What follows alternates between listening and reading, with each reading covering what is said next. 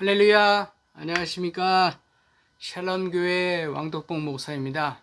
오늘은 비가 조금 왔죠. 오늘 비가 오고 나서 아마 날씨가 좀 더 떨어지지 않을까 싶습니다.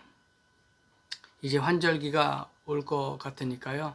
건강 유의하시기 바랍니다. 오늘 좀 늦은 이유는 강대상을 조립하는데 꽤 시간이 오래 걸리더라고요. 그런 거 보면 노아가 그 옛날에 방주를 지었는데 120년이 걸린 것이 조금 이해가 가더라고요. 오늘 시편 89편은 내용이 많습니다. 그래서 두 번에 나누어 말씀드리도록 하겠습니다.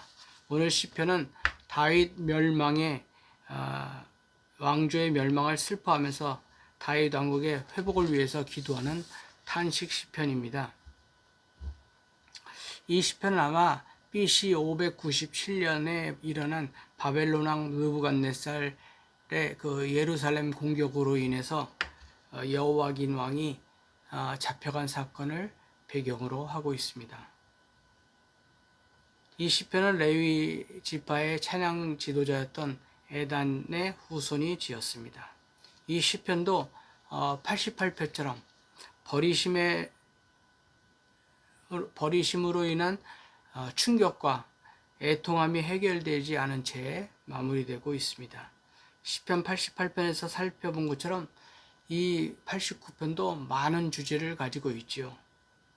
더불어 이 시편은 시편 84편처럼 이스라엘의 방패와 하나님의 기름 부으심, 그 왕의 회복에 대해서 노래하고 있습니다. 87편의 시온의 회복은 바벨론 포로가 되어 간 그 포로들의 회복도 포함되므로 87편은 89편에 대한 기도 응답이 되겠습니다. 한편 이 시편은 하나님이 당신의 기름 부은 왕의 기도를 들으시고 구원하신 것을 감사하는 18편과 극명하게 대조됨을 보고 있습니다.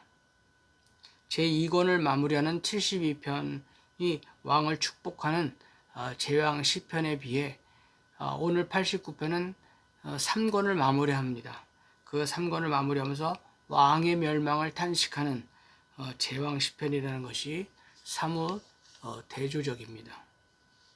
89편은 포르기의 암울한 정서를 반영하며 3권 전체를 그런 관점으로 읽어야 합니다. 1절에서 37절까지는 하나님께서 다윗과 맺으신 언약에 대한 감사가 이어지다가 38절 이후부터는 언약의 파기로 인한 엄청난 충격과 애통으로 반전되고 있습니다. 오늘은 37절까지만 하겠습니다. 이 시편 전체에서 반복되면서 주제를 이끌어가는 것은 하나님의 성실하심과 인자하심입니다. 꼭 기억하시기 바랍니다.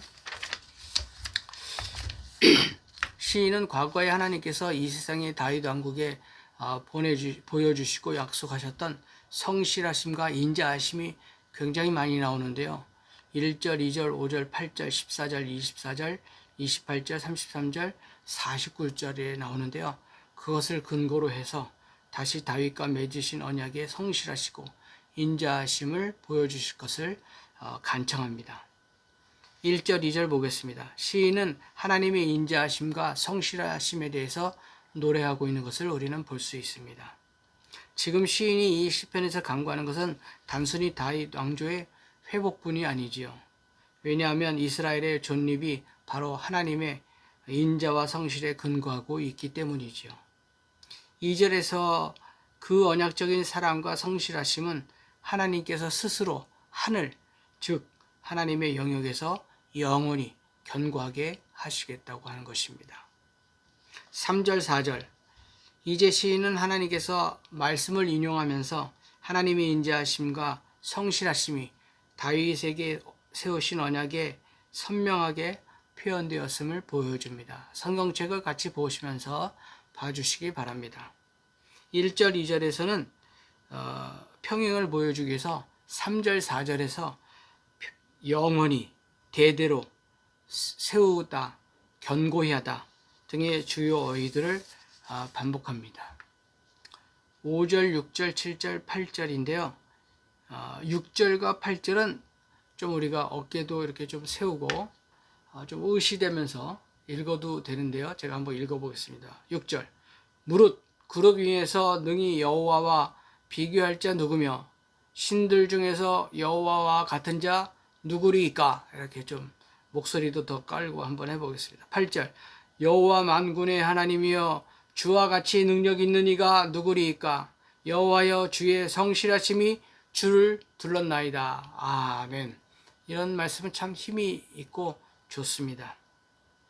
5절의 하늘도 하나님의 영역에서 하나님을 섬기는 천상의 존재들을 가리키는데요. 5절의 거룩한 자의 모임, 권능 있는 자들, 신들 중 이렇게 표현되어 있죠. 6절에서 7절에서는 거룩한 자의 회중, 또 둘러있는 모든 자 이렇게 되어 있습니다. 모두 천상에 있는 존재들로 같은 존재입니다. 이들 중에서 아무도 능력과 성실하심에서 여호와 하나님과 비교될 수 있는 자는 없습니다. 오히려 이들은 하나님을 두려워하며 하나님을 둘러서서 호위하며 그의 명령에 따라 호위하는 사람들입니다. 9절부터 12절까지 보겠습니다. 13절까지 보겠습니다. 9절, 10절 보면 시인은 고대 근동의 창조 신화에 자주 등용하는 흉흉한 바다와 바다 괴물들을 등장시키시지요. 하나님께서 무질서와 혼돈을 몰아내시고 세상의 창조의 질서를 부여하신 것을 노래합니다. 이것은 하나님께서 창조 세계에 부여하신 인자와 성실을 보여줍니다. 11절. 하늘과 땅과 세계와 그 중의 모든 것들은 인자하신 하나님의 것이고 성실하신 하나님께서 건설하셨습니다. 이러한 창조 세계의 건설은 하나님의 능력에 발휘된 결과이지요. 10절에 주의 능력의 팔, 또 능력 있는 주의 팔, 강한 주의 손, 높으신 주의 손, 13절에 나오죠. 모두 이러한 능력을 강조합니다. 8절에 그래서 전사들은 하나님의 능력을 찬양하지요. 12절. 그러므로 하나님께서 창조하신 남북과 다볼산과 헤르몬산이 창조주 하나님을 기뻐하는 노래인 것입니다. 남북이라는 것은 세계 전체를 가리키는 것이지요. 14절부터 18절까지 보겠습니다. 하나님의 인자와 성실이 드러난 무대가 창조의 세계에서 이스라엘로 옮겨집니다. 14절. 시인은 하나님의 보좌에 기초하는 의와 공의고 또 인자와 사랑, 진실과 신실하심 이런 것들이 하나님 앞서 행한다고 의인화하고 있습니다. 이것은 하나님께서 이 세상과 이스라엘을 다스리시는 통치의 원리가 의와 사랑임을 보여주시는 것이지요. 이러한 하나님의 통치가 절기와 예배에서 찬양할 줄 아는 사람들, 또 소리칠 줄 아는 사람들이죠. 주의 백성들은 복이 있습니다. 15절. 왜냐하면 그들은 항상 하나님이 인자하시고 은총이 많으신 얼굴빛 아래에서 다스림을 받기 때문이라고 나옵니다. 12절, 14절을 보면 그래서 그들은 하나님의 다스림을 받아 기뻐하는 다른 피조물들처럼 주의 이름을 기뻐하고 하나님의 의로 인해서 존귀하게 되는 것이지요. 19절부터 27절까지 29절까지 보겠습니다. 19절에서 능력 있는 자는 용사였던 다윗을 가리키고 택한 자는 하나님께서 백성 중에서 왕으로 택하신 다윗을 이야기합니다. 하나님께서 다윗을 택하시고 능력을 주셔서 왕으로 높이셨음을 말하는 것이지요. 첫째로 하나님은 다윗을 찾아서 당신의 종이요 이스라엘의 왕으로 기름 부어서 세우실 것과 당신의 손과 팔로 다윗을 견고히 하고 힘있게 하시겠다고 하십니다. 즉 하나님의 도움과 능력을 다윗과 그 후손들에게 베푸신다는 것입니다. 둘째로 하나님은 다윗과 그의 후손들을 대적으로부터 지키고 친히 나가셔서 그를 멸하시겠다고 하십니다. 셋째로 하나님의 다윗의 뿔, 힘과 영광을 나타내는 것인데 이것을 높이시고 그의 통치 영역을 넓히실 것이라고 24절에서 말씀하고 계십니다. 온 세상을 창조하신 하나님의 견고함이 성실하심과 인자하심으로 함께 있고 다윗과 함께 있기에 또 가능한 일이죠. 하나님의 이름을 통해서만 가능한 일입니다. 25절의 손과 오른손은 정복하고 통치하는 힘을 가리키고요.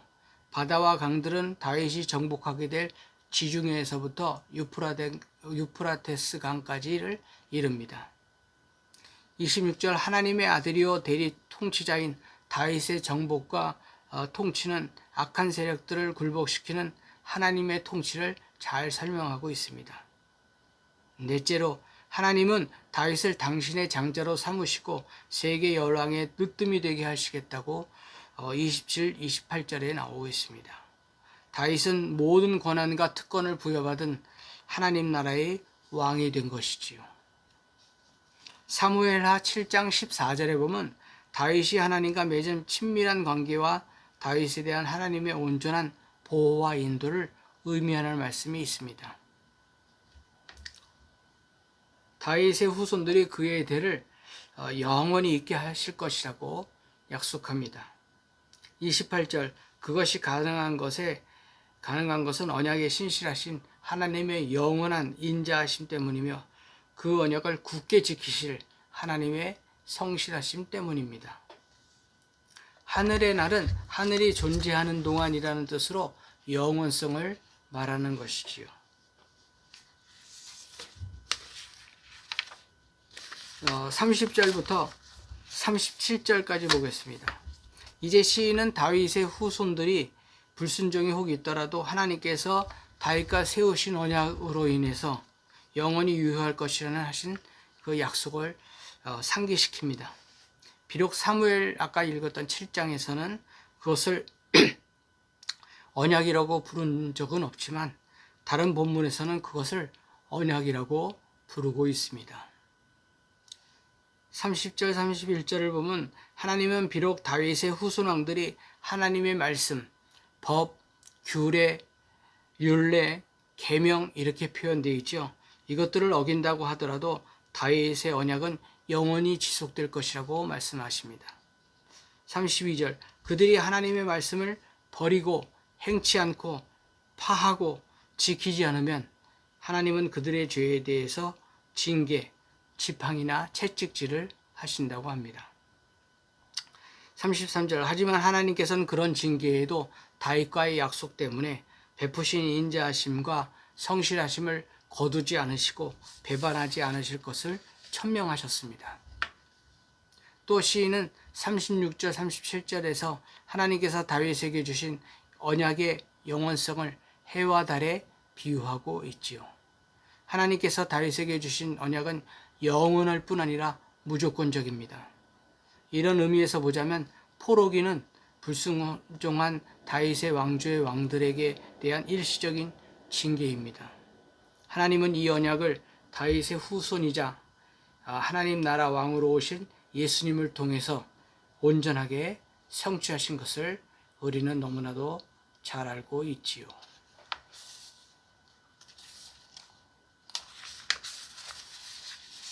기도하겠습니다. 할렐루야. 인자와 성실의 하나님 아버지 감사합니다. 주님의 권능과 영광 앞에서 겸손함으로 나아오며 주의 이름을 찬양합니다. 우리의 삶을 주님의 영광을 위해 살도록 도와주시고 우리를 주님의 손으로 인도해 주시기를 기도합니다. 우리는 날마다 부족하고 연약함을 고백합니다. 주님의 인자하심과 성실하심이 얼마나 크신지 감사합니다. 우리가 날마다 넘어지고 쓰러지며 어려움과 시련이 우리에게 닥치며 주님의 약속이 이루어지지 않는 것처럼 느낄 때도 있습니다. 세상이 알 수도 없고 줄 수도 없는 평안과 위로를 주옵소서. 우리를 붙잡아 주시고 주님은 영원한 하나님, 주님의 언약을 우리는 기억하게 하시어 나중 영광을 소망으로 두고 살아가게 하옵소서. 거룩하신 예수 그리스도 이름으로 기도드립니다. 아멘.